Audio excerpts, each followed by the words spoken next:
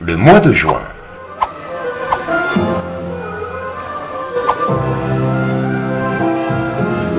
Le dimanche 3 juin, la Gym Jeune d'Aniche accueillait le championnat de zone circuit jeunesse de gymnastique, rythmique et sportif, salle Pierre de Coubertin.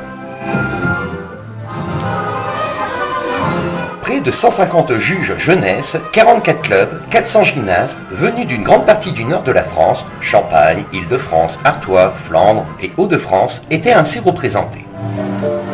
Le public était bien entendu très nombreux pour suivre cet événement sportif exceptionnel combinant grâce et mouvement. En fin de journée, de nombreux élus sont venus remettre les différentes récompenses aux nombreux participants. La session était acquise depuis la victoire face à Gomeny. Elle était confirmée le dimanche 3 juin au Stade des Navarres, où l'entrée était d'ailleurs gratuite pour remercier les supporters. Clin d'œil de l'histoire.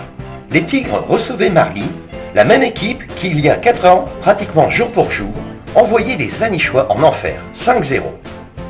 Cette fois, l'équipe locale avait bien entamé ce match en infligeant un cinglant 6-3 en offrant une belle démonstration de football offensif. Patrick Basinski, le président du SCA, avait le sourire mais pense déjà à l'avenir car le plus difficile commence. Le prochain championnat, très resserré avec la refonte des groupes, risque d'être très difficile. Néanmoins, il a pu savourer sa victoire, rappelant la belle saison du club qui se traduit avec la victoire de l'équipe B en Coupe Concile et la montée des U18. Avec la mise en service prochaine du terrain synthétique, le SCA est comblé. Avant que ne débute la rencontre, une minute de silence a été observée en mémoire d'Eugène Parchomanco, décédé récemment. Il était dirigeant et secrétaire de l'équipe évoluant à la grande époque de la division d'honneur entre 1970 et 1972.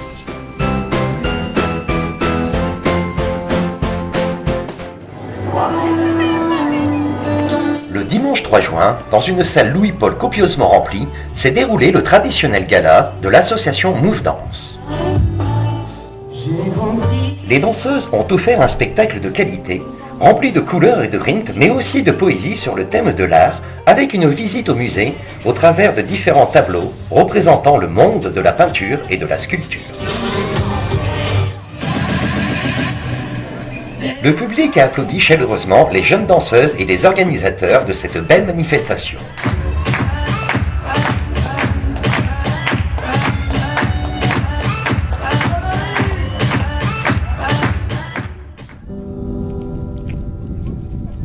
Le vendredi 8 juin, à 18h30, était célébrée au Cimetière du Sud la journée nationale d'hommage aux morts pour la France en Indochine. Avant de lire le message de Geneviève Darrieussecq, secrétaire d'État de la ministre des Armées, le maire Marc Aimé, André Vasseur, ancien Indochine, Didier Vasseur, président des ACPG CATM, et Denis Cieslac, président départemental des essais nucléaires, ont conjointement déposé une gerbe au pied du monument aux morts. Le 8 juin 1980, le soldat inconnu des guerres d'Indochine fut inhumé en nécropole nationale de Notre-Dame-de-Lorette, aux côtés des... Le samedi 9 juin, à la salle Louis-Paul, l'école de musique a présenté un spectacle sur le thème des musiques de films, dessins animés et génériques de séries télévisées. Sous la houlette de Audrey Tournant, les musiciens se sont succédés par petits groupes, puis ensemble, avec la complicité de Clément Cornu, assurant la présentation de la chorale Graines de Folie et de l'avenir musical de Copières. Un bel après-midi musical qui s'est terminé par la distribution de diplômes effectués par de nombreux élus.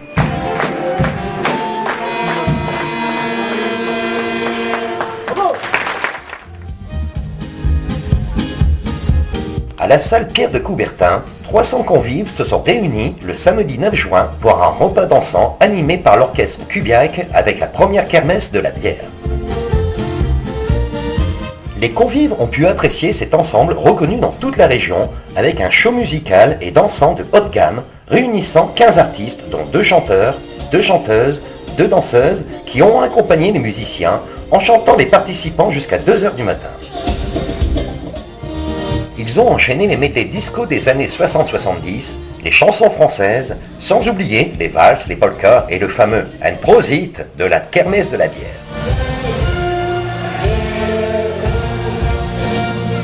Cette manifestation a été mise en place par la municipalité, les services culture et fêtes et cérémonies dans le cadre de la fête de la musique et des festivités de Copières.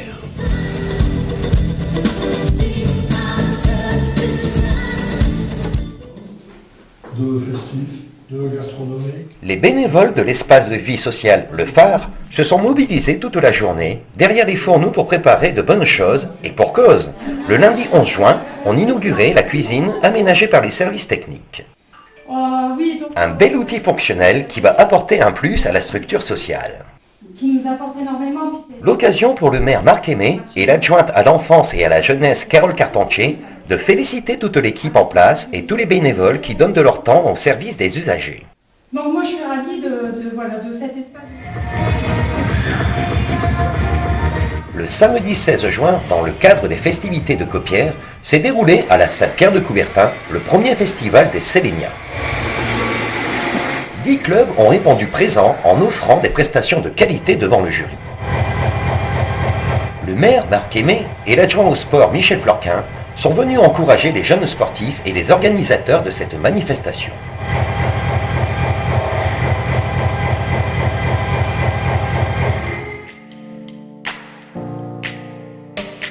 Le samedi 16 juin, comme chaque année, la société de chasse d'Aniche a ouvert la semaine d'animation des fêtes de Copières en organisant son traditionnel baltrap sur l'espace vert des Navarres. Les fines gâchettes étaient rassemblées pour tirer les cibles dans une ambiance conviviale.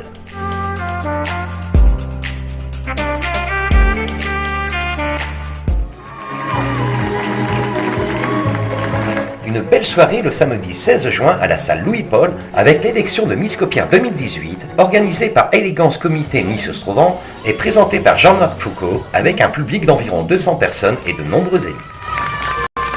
Pour succéder à l'ancienne Miss, 13 candidates se sont présentées devant le public et le jury qui ont eu fort à faire pour les départager. Héloïse et Catalina. Après plusieurs passages obligés en tenue de soirée et balnéaire, c'est une Saumanoise de 21 ans qui a été élue. Elle s'appelle Laura Soldani et prépare un bac pro commerce. Elle a eu le privilège pour sa première sortie publique d'accompagner en tête de cortège le géant Copières le dimanche 24 juin avec ses deux dauphines, Mathilde Bertrand d'Auberchicourt et Perrine Braconnier de Monchecourt.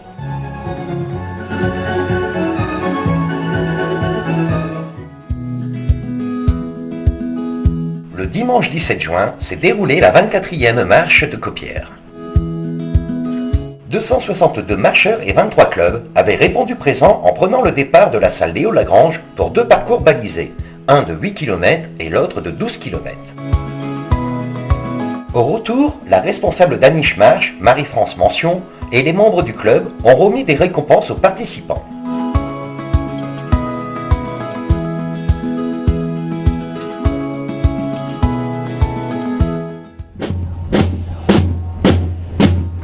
Il y a 78 ans, depuis Londres, le général de Gaulle prononçait sur les ondes de la BBC un appel à la résistance invitant les Français à refuser la défaite et à combattre.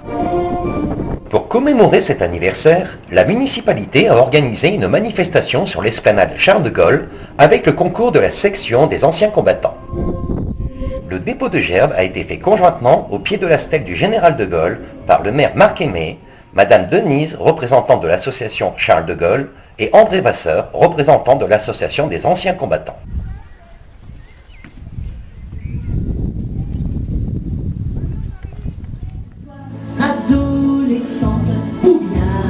C'est la tradition.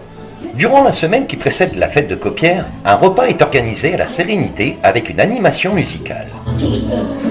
Le maire et de nombreux élus ont partagé le mardi 19 juin le repas avec les anciens et les responsables de la structure dans la joie et la bonne humeur.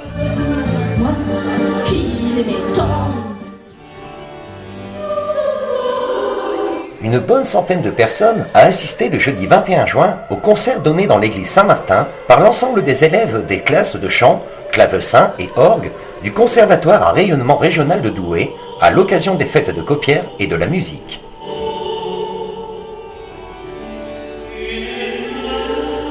Le maire et de nombreux élus étaient présents parmi le public. Ils ont pu apprécier les morceaux joués à l'orgue, en chorale, mais aussi au clavecin, tout un flortilège de musique portant sur la musique italienne du XVIIe siècle.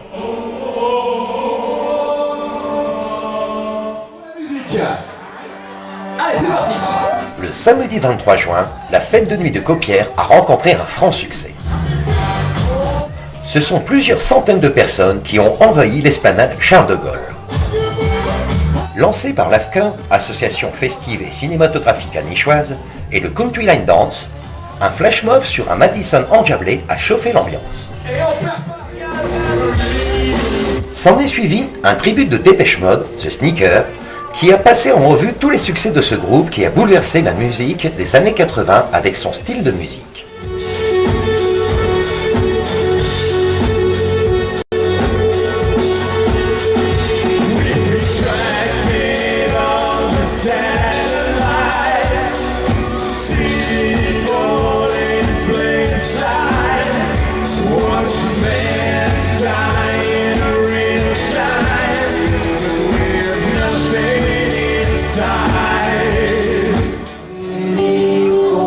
S'en est suivi un show retraçant tous les tubes des années 60, 70 et 80 par Ambiance 80.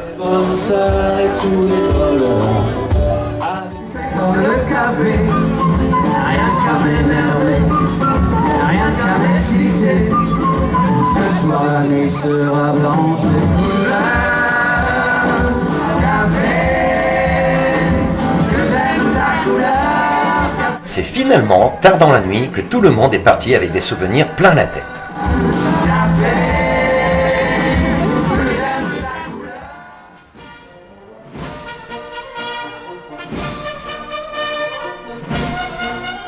C'est la tradition depuis 1954, année de résurrection des fêtes de Caupières. Un dépôt de gerbes est effectué sur la tombe d'Alexandre Concile, alias Caupières, personnage qui a réellement vécu, né le 25 mai 1834 et décédé le 29 décembre 1909. Il était tambour-major dans la garde impériale du Second Empire. Gérontifié en 1911, disparu en 1914, il réapparaît en 1954 pour sortir tous les ans, le 4e dimanche de juin à l'occasion des fêtes éponymes. Le dimanche 24 juin, les élus se sont rendus au pied de sa tombe pour déposer une gerbe. Après le dépôt de gerbe, les élus sont allés chercher le géant Caupières, tout fin prêt pour une nouvelle parade. Accompagné par l'avenir musical de Caupières, le géant s'est rendu en musique à l'école Maxime Kévy pour être prêt pour le cortège folklorique de l'après-midi.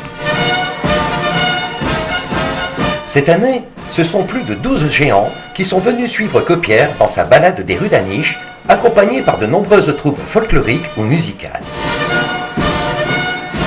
Parti de la rue Vernier, le cortège a sillonné les rues de la ville avec quelques hâtes pour permettre aux différents groupes de faire une petite prestation ou pour d'autres de s'élancer sur le rint du Madison.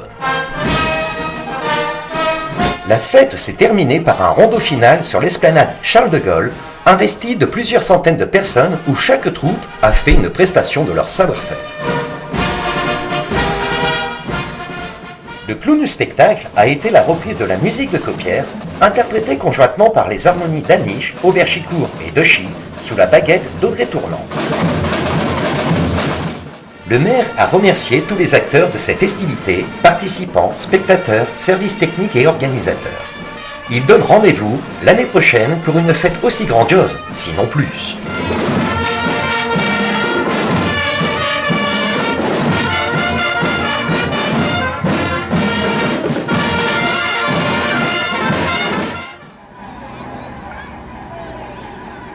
En présence de nombreuses personnalités, le terrain synthétique a été officiellement inauguré le samedi 23 juin au Stade des Navarres. Vers 15h, les officiels ont coupé le cordon symbolique. Parmi eux, Jean-René Le Cerf, président du conseil départemental, Danny Wattebled, sénateur du Nord, Frédéric Niou, conseiller régional, Frédéric Delannoy, président de la CCCO, et Charles Beauchamp, conseiller départemental du canton d'Aniche, ainsi que de nombreux maires du secteur.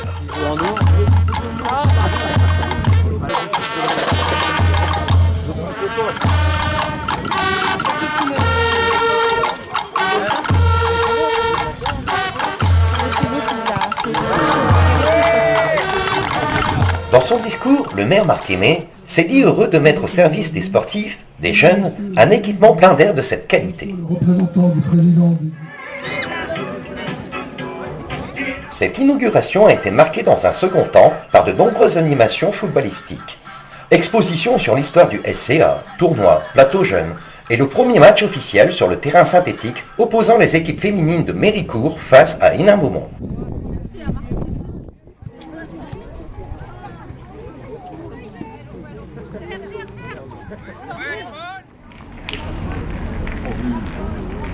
Le samedi 23 juin, un concours de pétanque départemental était organisé par la Société anichoise de pétanque sur les installations de la rue Fandali. Ce sont 20 équipes du Douaisis qui se sont inscrites pour ce concours sous un temps splendide.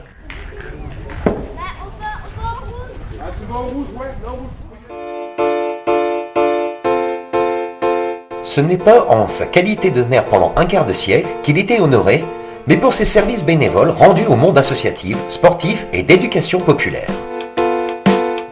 Le vendredi 29 juin, Michel Mordesoif recevait des mains d'Anna Brunel, députée de la circonscription, la médaille d'or de la jeunesse et des sports et de l'engagement associatif. Responsable départemental des CEMEA, Centre d'entraînement aux méthodes d'éducation actif, organisme de formation des animateurs de loisirs et organisateurs de classes de découverte, notre médaillé avait aussi donné du temps au monde sportif en créant le comité régional de boxe. Devant le sous-préfet, les élus d'Aniche et de nombreux soutiens et amis, Michel Mordesoif a entendu le discours élogieux de Marc Aimé, son successeur à la mairie, qui mettait en avant ce bénévolat passionné dont la vie associative a bien besoin. Dans un discours argumenté, le sous-préfet rappelait que la médaille n'est pas une récompense, mais qu'elle est le symbole du merci, que la société prononce à l'encontre d'un citoyen engagé dans la vie associative pour le mieux vivre ensemble.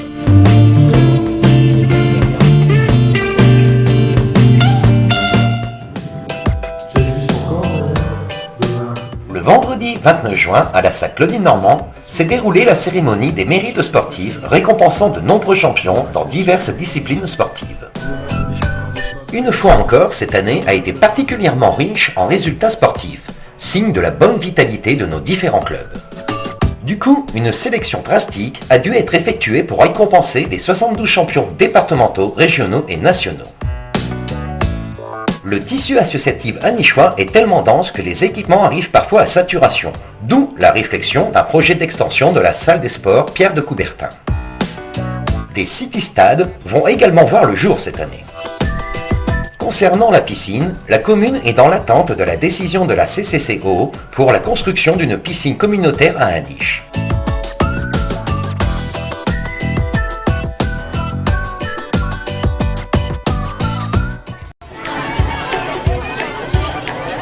Encore une année scolaire vient de s'écouler.